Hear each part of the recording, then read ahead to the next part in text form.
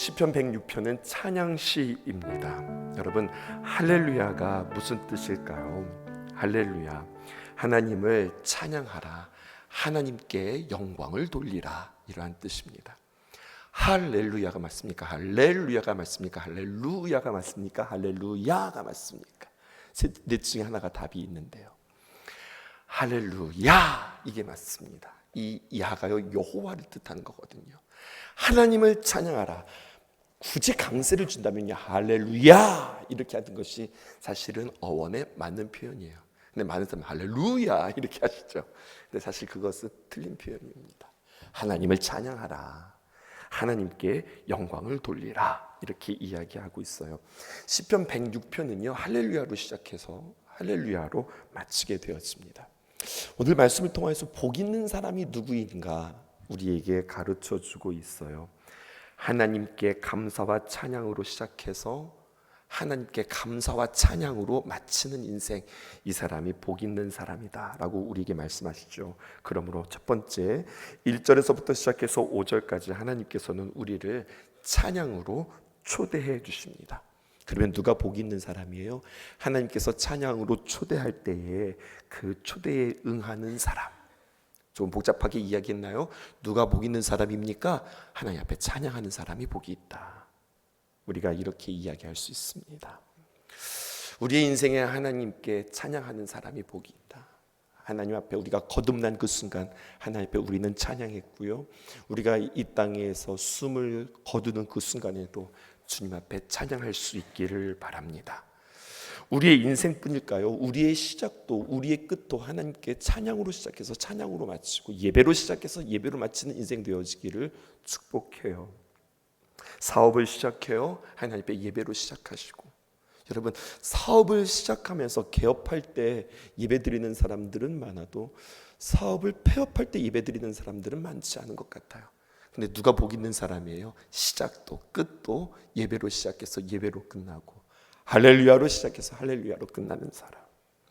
교회를 등록할 때도 예배로 시작하고 교회를 떠날 때도 예배로 마치는 사람들. 학교를 입학할 때도 예배로 시작하고 학교를 졸업할 때도 하나님 앞에 예배하는 사람들. 이민을 시작할 때도 하나님 앞에 예배하고 이민의 모든 생활이 마무리되어 때에도 하나님 앞에 예배하는 사람들. 군 입대할 때도 군을 제대할 때도 여러분, 사역을 시작할 때도 사역을 마무리할 때도 하나님 앞에 할렐루야로 시작해서 할렐루야로 끝나고 예배로 시작해서 예배로 마치는 인생, 그 인생이 하나님께서 보실 때 복이 있다 우리에게 이야기하게 되었습니다. 복 있는 사람은 그래서요, 하나님 앞에 찬양하는 사람인데 무작정 찬양할 수 없거든요. 누가 하나님을 찬양할 수 있을까요? 하나님을 알고 또 하나님을 기억하고 하나님을 되새길 수 있는 사람이 하나님을 찬양할 수 있습니다. 하나님을 알아요. 오늘 하나님께서 오늘 나에게 무엇이라고 말씀하시는가, 날마다 하나님의 음성을 듣는 사람이 하나님을 찬양할 수 있고, 하나님을 기억하는 사람, 하나님이 나의 삶 속에서 무엇을 행하셨는가 이것을 기억할 수 있는 사람이 찬양할 수 있고요, 하나님의 말씀을 되새기고, 맞아, 오늘 하나님께서 이렇게 살라고 그랬지, 하나님의 말씀을 나의 삶 속에서 되새기고 그 말씀에 내가 반응하는 사람이 하나님 앞에 찬양할 수 있습니다. 1절 보실게요. 할렐루야, 여호와께 감사하라, 그는 선하시며 인자하심이 영원함이로다. 우리는 하나님의 선하심과 인자하심에 대하여서 찬양하기보다는요, 하나님께 오히려 선하신 것이 아니라 서운한 것이 많고, 하나님께 인정하기보다는 하나님이 인정 없으신 하나님이에요 라고 우리는 종종 오해하기 쉽습니다. 그래서 우리의 찬양이 막히는 경우들도 많은 것 같아요. 왜 하나님 앞에 서운할까요? 하나님, 내가 하나님 앞에 기도했는데 나의 기도에 응답하지 않으셨어요. 이것 때문에 서운해요. 왜 하나님이 인정 없으신 하나님으로 우리가 고백하게 되어질까요? 여전히 하나님, 나는 고난 중에 있거든요, 고통 중에 있거든요. 왜 하나님 나의 이런 어려움 속에서 나를 풀어주지 않으세요? 하나님 참 인정도 없으신 것 같아요. 이러한 마음들이 우리 안에 들런지도 모르겠습니다. 여러분, 이러한 것들은 더 많이 생각하고 할렐루야 감사하기보다 이러한 문제를 가지고 우리는 오히려 하나님 앞에 감사와 선하심과 인자하심을 가지고 기도하기보다 나의 고통과 나의 문제를 가지고 하나님 앞에 기도하는 경우들이 훨씬 많지는 않은가. 많은 사람들은 그렇게 생각해요. 기도란 뭐예요? 라고 이야기하면 내가 고민이 있거든요, 고통이 있고 문제가 있는데 그걸 가지고 하나님 앞에 아뢰는 게 기도예요 라고 어쩌면 기도가 우리에게 그렇게 딱 박혔는지도 모르겠습니다. 문제가 있으니 기도하죠. 어려움이 있으니 기도하죠. 그렇게 우리가 주님 앞에 기도하는 거예요. 그런데 오늘 이 찬양의 시를 우리가 만나면서 우리가 참 문제와 고통을 가지고도 하나님 앞에 기도하지만 하나님의 선하심과 하나님의 인자하심을 가지고 주님 앞에 찬양하며 감사하며 기도할 수 있어야 되겠구나. 나의 기도의 대부분의 내용들은 무엇인가? 이것들을 한번 점검해 보았으면 좋겠습니다. 하나님을 생각할 때에 하나님은 선하시구나, 하나님 참 인자하시구나, 이것을 깊이 깨닫는 사람이 성숙한 자고, 하나님의 선하심과 인자하심을 가지고 기도하는 사람이 깊은 신앙, 하나님과 더 친밀한 사람의 기도라 할 수 있겠습니다. 우리가 전체 통으로 보면 인생의 끝자락에서 딱 뒤를 돌아보면 맞아, 하나님 참 선하시고 인자하셨어, 하나님 틀린 게 없어, 하나님 신실하셨어, 이렇게 누구든지 고백할 수 있을 거예요. 언제요? 우리가 전체를 보게 되어지면, 우리의 인생의 끝에서 보게 되어지면 말이에요. 그런데 우리의 인생의 끝자락이 아니라 우리 지금 과정 중에 있거든요. 중간 가운데 있거든요. 우리의 인생을 통으로 보는 것이 아니라 우리는 지금 인생을 마디마디 살아가고 있거든요. 그럼에도 불구하고 하나님의 선하심과 인자하심을 찬양할 수 있다, 그렇게 기도할 수 있다. 내가 사망의 음침한 골짜기를 지나가는 중에도 하나님은 선하십니다, 하나님은 오르십니다, 하나님은 나의 왕이십니다, 이렇게 고백할 수 있는 사람, 여러분 이 기도를 들을 때 하나님께서는 얼마나 기뻐하실까요? 하나님께서는 그 찬양으로 우리를 초청하고 있어요. 누가 복 있는 사람인가? 하나님의 선하심과 하나님의 인자하심을 찬양할 수 있는 사람이 복 있는 사람이다. 우리에게 그렇게 이야기한다면, 두 번째, 누가 복 있는 사람인가? 라고 할 때에 오늘 3절을 통하여서 하나님이 이게 나에게 맞춰진 삶이 아니라 내가 하나님께 맞춰진 삶이 복 있는 삶이다, 우리에게 그렇게 말씀하고 있습니다.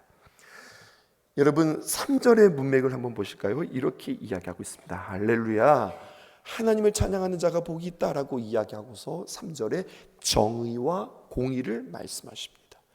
정의를 지키는 자들과 항상 공의를 행하는 자들은 복이 있다, 이렇게 이야기하죠. 누가 복이 있느냐? 하나님 나에게 좀 맞춰주세요가 아니라 내가 하나님께 맞춘 인생을 살아가는 사람, 하나님이 나의 소원을 들어주셨어. 그래서 하나님은 선하셔. God is good. 하나님은 선하시다. 하나님이 참 좋으셔. 하나님 참 인자한 분이셔. 이렇게 이야기하는 것이 아니라 하나님이 나의 소원을 들어주셨어. 이게 아니라 내가 하나님의 소원을 들어드리고 싶다. 그랬더니 나의 삶에 맺어지는 귀한 열매가 귀해. 그래서 God is good. 하나님이 그래서 선하시구나, 하나님이 그래서 참 좋으신 분이구나, 이렇게 고백하는 거죠. 이게 오늘 3절과 연결되어지는데요. 여러분 복 있는 사람은 누구냐? 정의를 지키는 자들과 항상 공의를 행하는 자는 복이 있다. 오늘 3절이 우리에게 그렇게 이야기합니다. 정의를 지킨다. 여러분 정도를 걷는 사람들입니다. 정의를 지키는 것은 무엇이고 공의를 지키는 것은 무엇일까요? 정의, 전에 한번 여러분들에게 말씀드린 적이 있는데 정의를 다른 말로 표현하면 원칙이에요. 또 규칙이라도 이야기할 수 있겠습니다. 기준을 제시하는 거예요. 질서를 잡기에는 참 좋은 것이 바로 정의입니다. 이런 원칙과 이런 규칙으로 살아가야 돼. 그런데 여러분 정의를 대고 규칙을 대고 어떤 잣대들을 우리에게 딱 마주하게 되어질 때에 분명하고 정확하기는 하나, 때로는 이 정의가 말이에요, 원칙과 규칙이 우리에게 적용되어질 때 많은 경우 예외 상황들이 벌어지게 되어지고요. 그 원칙과 정의 가운데 여러분 여러 가지 많은 그 예외 사항들이 있어서 좀 애매한 경우들이 있어요. 그럴 때면 여러분 정의만 이야기하는 것이 아니라 무엇도 이야기해야 되느냐? 공의도 이야기하셔야 해요. 공의란 무엇인가? 많은 사람들을 이롭게 하는 거거든요. 많은 사람을 옳은 기준에 이롭게 하는 것. 그러니까 나의 모든 문제가 풀리는 것, 또 내가 잘 되는 것, 그것이 기준이 아니라 오히려 나는 풀리지 않고 나는 조금 애매하고 나는 어려워도 다른 사람들을 이롭게 하기 위하여서 지금 내가 고통스러운 것들을 감수하는 것, 그리고 내 자신을 부인하면서 살아가는 것, 이때 공의가 펼쳐지는 거예요. 그런데 하나님은 무엇인가? 정확한 기준, 정의를 가지고 살아갈 뿐만 아니라 내 자신을 조금 감수하고 다른 사람들을 위하여서 공의를 펼치면서 살아가는 인생이 복이 있다, 우리에게 그렇게 가르쳐 주는 겁니다. 또 세 번째, 누가 복이 있는 사람인가? 오늘 5절 말씀에 우리에게 이렇게 이야기하고 있어요. 내가 주의 택하신 자가 형통함을 보고 주의 나라의 기쁨을 나누어 가지게 하사 주의 유산을 자랑하게 하소서. 색깔을 넣어드렸는데요, 여러분 보세요. 다 주의라고 하는 소유격이 표현되어져 있습니다. 주의 택하신 자, 주의 나라, 또 주의 유산입니다. 주가 택하셨다라고 하면요, 여러분 택했잖아요. 택함의 주도권이 누구에게 있어요? 하나님께 있어요. 하나님께 있습니다. 하나님께 택함 받은 자의 형통.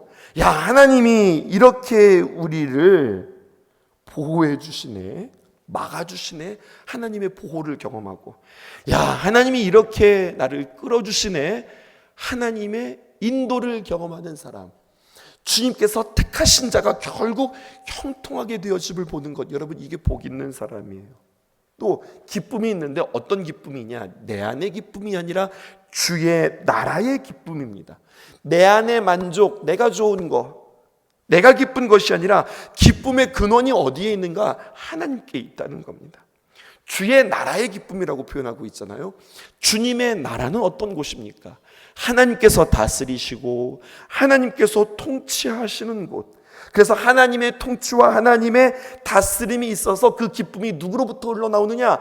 하나님께로부터 흘러나오는 것을 맛본 자가 복 있는 사람이라는 거예요. 또 마지막 보실까요? 주의 유산입니다. 주의 유산의 주권은 누구에게 있을까요? 이것 또한 하나님께 있는 거예요. 오늘 성경은 우리에게 이렇게 이야기합니다. 하나님의 유산과 세상의 유산을 구분할 수 있는가? 이거 중요한 거예요. 세상의 유산은 어떻게 받죠? 끝에 가서 얻는 겁니다. 세상의 유산은 어떻게 받을까요? 자신이 다 쓰고 남은 것을 나누어 주는 것, 그것을 유산이라 할 수 있어요. 그런데 하나님의 유산은요, 다 지나서 끝에 가서 우리에게 주시는 것이 아니라, 하나님의 유산은 성경을 잘 살펴보면 하나님은 시작부터 우리에게 유산을 주셨어요. 네가 신앙생활 잘하는 거 보고, 애쓰는 거 보고, 그래 내가 너를 하나님의 귀한 자녀로 삼아줄게, 이것이 아니라 영접받은 자, 곧 그 이름을 믿는 자에게 이미 하나님의 자녀가 되어지는 권세, 하늘의 귀한 유산을 우리에게 주시고 시작해요. 이게 세상의 유산과 하나님의 유산의 차이점이에요. 예수 그리스도를 이미 우리에게 주시고 시작합니다. 맥스 루케이도의 너는 특별하단다라고 하는 동화책이 있듯이 이미 막 모든 일들을 다 본 뒤에, 오, 너가 정말로 특별하구나, 특별한 이름을 우리에게 붙여준 것이 아니라 처음부터 우리를 특별하고 존귀한 자로 창조하시고 지으시고 그리고 시작하는 거예요. 이미 나를 이렇게 만드신 하나님의 계획이 있다고요. 시편 139편 16절에 성경은 우리에게 이미 우리에게 주신 유산을 이렇게 표현합니다. 내 형질이 이루어지기 전에 주의 눈이 보셨으며 나를 위하여 정하신 날이 하루도 되기 전에, 내가 만들어지고 너 오늘부터 나와 1일이야, 너 오늘부터 이제 하루가 시작되어져, 이렇게 하루도 되어지기 전에 하나님께서 주님의 귀한 책에 다 기록하시고 나를 향한 놀라운 계획들을 다 만드셨다는 거예요. 그래서 우리는 시편 139편을 기준으로 우리는 주님 앞에 불렀던 찬양이 있어요. 그건 바로 무엇이냐? 나의 형질이라고 하는 찬양. 그 가사 기억나세요? 다시 한번 읽어드릴까요? 나의 형질이 이루어지기 전부터 주님이 나를 알고 계셨네. 주님의 나의 시간이 시작되기 전부터 주의 책에 기록하셨네. 시편 139편 16절을 기준으로 이 가사가 지어진 거거든요. 조금 더 보실까요? 나를 향하신 하나님의 생각이 어찌 그리 보배로운지, 나를 향하신 주의 인자하심이 어찌 그리 크고 신실하신지. 나는 주의 것, 항상 주의 것, 세상 끝에 거할지라도 나는 주의 것, 여전히 주의 것, 그 누구도 그 사랑 뺏지 못하리. 우리는 함께 주님 앞에 이 찬양을 했었단 말이에요. 누가 복 있는 사람일까요? 가장 좋은 것이 주님께로부터 옵니다. 이것을 깨닫는 사람이에요. 복 있는 사람 세 가지 정리해 볼까요? 첫 번째, 시작도 끝도 하나님 앞에 찬양으로 시작해서 찬양으로 마치는 사람, 예배로 시작해서 예배로 마치는 사람이 복 있는 사람. 누가 복 있는 사람이에요? 하나님이 나의 인생에 맞춰주는 인생이 아니라 내가 하나님께 맞춰드리는 인생, 이게 복 있는 사람. 누가 복 있는 사람이에요? 이 땅의 모든 좋은 것이 내 안에서 생기는 것이 아니라 하나님으로부터 오는 겁니다. 하나님의 주권을 인정하고 하나님으로부터 흘러나오는 것이 내게 가장 좋은 거예요 라고 고백하는 사람이 복 있는 사람이에요. 참 멋있게 이것을 고백한 사람이 있습니다. 누굽니까? 다윗이에요. 하나님과 마음이 합했던 다윗이 말이에요. 수고하고 온 마음을 다하여서 하나님 앞에 성전을 지어드렸어요. 그리고 성전 봉헌식에 다윗이 어쩜 이렇게 멋있는 말을 해요. 하나님 앞에 이렇게 고백하는 거예요. 뭐라고 고백하느냐? 역대상 29장 14절에 나와 내 백성이 무엇이기에 이처럼 즐거운 마음으로 드릴 힘이 있었나이까. 하나님, 우리에게 어떻게 주님 앞에 이렇게 드릴 힘이 있었지요? 내가 무엇이기에, 하나님 이 백성이 무엇이기에 이처럼 즐거운 마음으로 드릴 힘이 있었습니까? 모든 것이 주께로 말미암아 싸우니 우리가 우리의 손에서, 주의 손에서 받은 것으로 주께 드렸을 뿐입니다. 하나님, 우리가 뭘 잘했다고요? 우리가 무엇을 공헌했다고요? 우리가 무엇을 애썼다고요? 하나님께서 다 주신 거잖아요. 하나님께서 계획하셨고, 하나님께서 마음 주셨고, 하나님께서 모든 재료 주셨고, 하나님 도대체 우리의 나라가, 우리의 백성이 도대체 뭐길래, 그럼에도 불구하고 하나님께서 다 기억하시고 하나님께서 공급해 주신 거잖아요. 하나님, 우리가 잘한 거 하나도 없어요.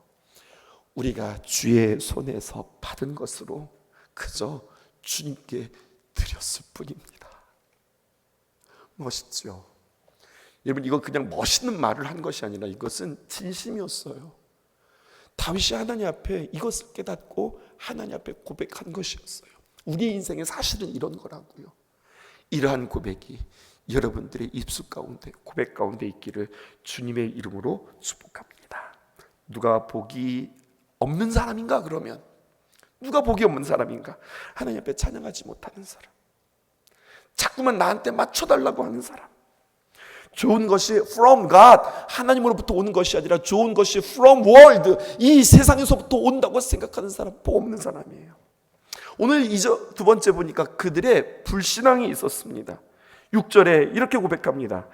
우리가 우리 조상들처럼 범죄하여 사악을 행하며 악을 지었나이다. 하나님 이렇게 좋으신 분이고 하나님은 선하시고 인자한 분인데 갑자기 뭐라고 이야기하냐? 그들의 불신앙을 고백하고 있어요. 그럼 그들의 불신앙의 내용은 무엇일까요? 세 번째 이렇게 이야기하고 있습니다. 하나님, 우리가 홍해 앞에서 우리가 하나님 앞에 불신하였고 그럼에도 불구하고 하나님은 우리에게 은혜를 베풀어 주셨습니다. 여러분, 이거 이야기하는 거거든요. 중요한 내용이니까 우리 한번 집중해서 보십시다. 7절입니다. 우리 함께 읽어보십시다. 시작. 우리 조상들이 어디에 있을 때? 애굽에 있을 때 주의 기이한 일을 깨닫지 못하며 주의 크신 인자를 기억하지 아니하고 바다 곧 홍해에서 거역하였나이다. 장소 두 가지가 나와요. 첫 번째는 애굽에 있을 때, 두 번째는 홍해 앞에 있을 때. 이것을 생각하니 하나님, 우리가 주님 앞에 신앙이 없었네요. 불신앙이었네요. 이것을 이야기하는 거예요. 생각해 보는 겁니다. 우리가 애굽에서 어떻게 나왔지? 이거 모두 다 하나님의 귀한 은혜 아니야? 야, 우리가 그 억척스러운 바로의 손에서 우리가 어떻게 풀려났지? 하나님께서 10가지의 재앙을 통하여서 하나님께서 신실하게 우리를 구별하시고 우리를 건져내지 않으셨어? 야, 하나님의 은혜야 하면서 그들이 얼마나 기뻐하며 그 6월절을 감격스럽게 보냈을까요? 그런데 그들이 망각했어요. 그렇게 출애굽하고 그들이 막 걸어오다가 앞에 홍해를 떡하니 만나자 하나님께서 이렇게도 건져주셨는데, 하나님께서 바로의 손에서도 우리를 이렇게 건져주셨는데 홍해에서도 하나님께서는 건너가게 하실 거야.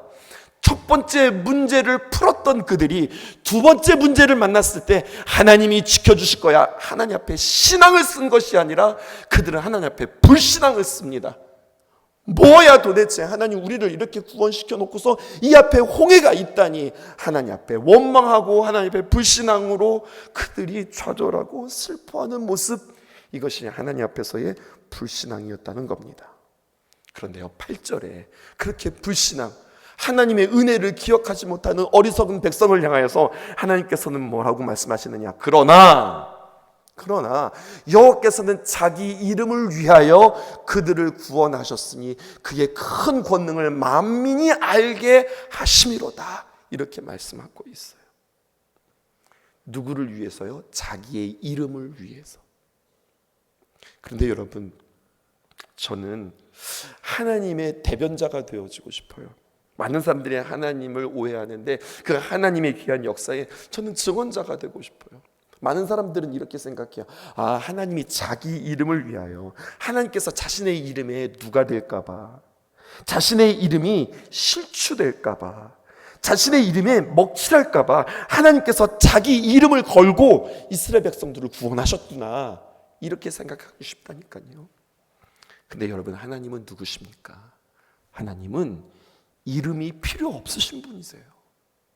하나님에게는 이름이 필요 없다. 아니, 더 정확하게 말하면 하나님은 어떠한 분이다라고 표현하기 너무나도 크신 분이에요. 그러니까 하나님은 이름을 가지실 수가 없어요. 그런데 그럼에도 불구하고 굳이 하나님께서 이름을 가진 이유는 하나님이 자기 자신을 부르려고 이름을 가진 것이 아니라, 하나님이 이름을 가지신 이유는 하나님의 백성들이 그 하나님을 이렇게 부르라고 하나님께서 이름을 그들에게 가르쳐 주셨어요. 뭐라고 말씀하십니까? 나는 여호와라. 여호와는 은혜로우시며 긍휼이 많으시며 노하기를 더디하시며 인자하심이 크시도다. 여러분, 자기 자신을 향하여서 이렇게 말한다는 것은 사실 조금 민망한 거예요.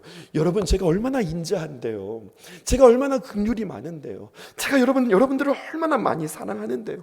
여러분, 내 입으로 나의 어떠함을 이야기한다는 것은 사실 민구스러운 그러한 일입니다.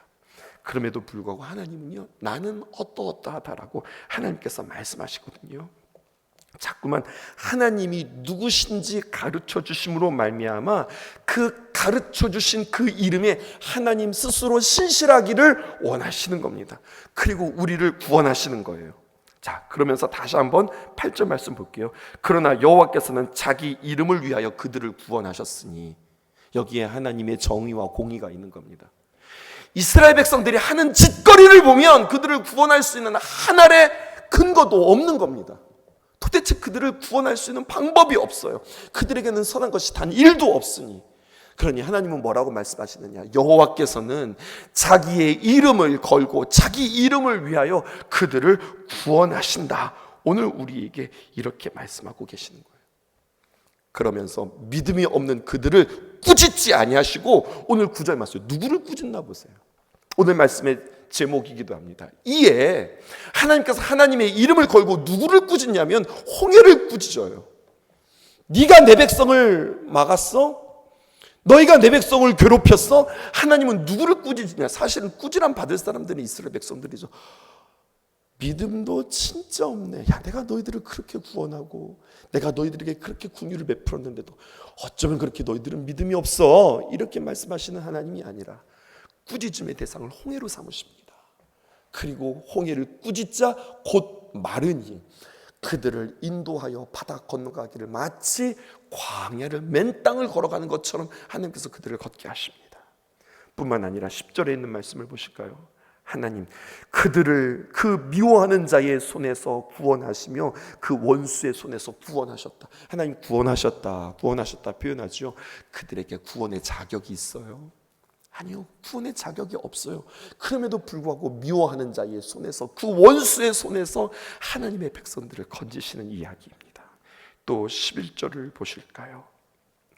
그들의 대적들은 물로 덮으심에 그들 중에서 하나도 살아남지 못하였도다. 그들만 물에 수장될 사람들입니까? 이스라엘 백성들도 마찬가지죠. 근데 하나님께서 그들은 건지시고 대적들을 물로 덮으시는 모습들을 보게 됩니다. 12절 보실까요? 이렇게 기록되어 있습니다. 이에 어제 여러분들에게 가르쳐드렸던 부사들이 있죠. 그 부사가 났어요. 그러기에 이에 따라 그들이 그의 말씀을 믿고 그를 찬양하는 노래를 불렀도다. 오늘 성경은 우리에게 이렇게 이야기합니다. 할렐루야, 여호와께 감사하라. 그는 선하시며 그의 인자하심이 영원하미로다. 하나님께서 우리의 삶의 순간순간마다 그럼에도 불구하고 우리를 사랑하시고 우리에게 은혜를 베푸심으로 말미암아 어떻게 우리를 이렇게 구원하시지? 어쩌면 이렇게 우리에게 잘 대해 주시지요? 어떻게 우리를 보호하시고 인도하시지? 할렐루야, 하나님을 찬양할 수밖에 없다. 하나님께 영광 돌려드릴 수밖에 없다. 주님께서 우리로 하여금 찬양케 하시는 하나님이라고 우리에게 말씀하세요. 오늘 우리의 인생들을 돌아보며 순간순간 하나님을 알고 오늘도 하나님께서 나의 삶 속에서 뭐라고 말씀하시는가, 또 하나님의 귀한 말씀을 기억하고 오늘 나의 삶 속에서 하나님께서 행하시는 일들을 우리가 발견하기 원하고, 또 하나님의 귀한 말씀을 되새김질하면서 맞아, 오늘 하나님께서 나에게 이렇게 살라고 하였지. 특별히 오늘 하나님께서 하나님의 선하심과 인자하심을 찬양하라고 그랬지. 그렇게 하나님을 찬양하고 오늘 여러분들 주님 앞에 하는 기도는 나의 문제, 나의 답답함, 나의 걱정을 주님 앞에 기도하기보다 돌아보니 하나님의 은혜였어요. 하나님 사랑이었어요. 그럼에도 불구하고 나를 기다려주신 하나님의 귀한 은혜였습니다. 이 고백으로 우리의 기도를 가득 채우는 저와 여러분들 되어지기를 주님의 이름으로 축복합니다. 기도하겠습니다.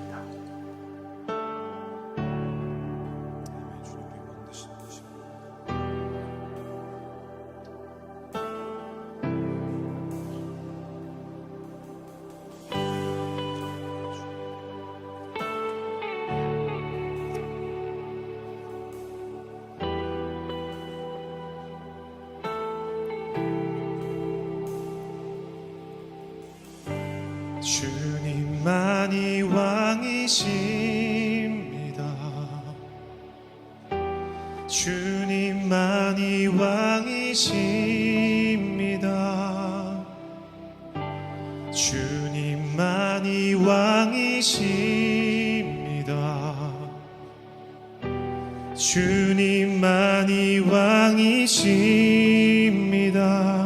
내 삶에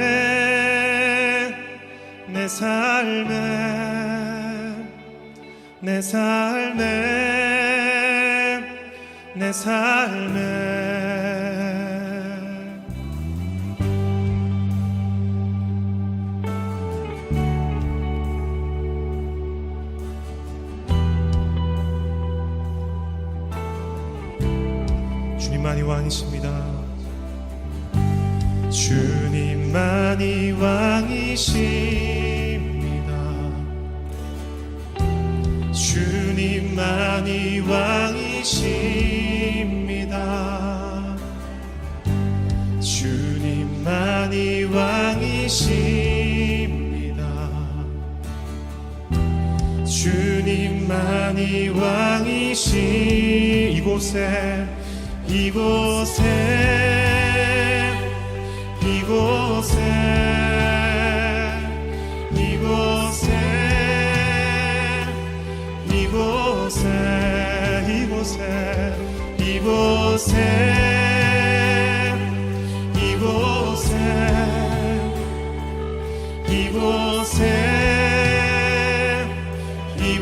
이곳에 주님만이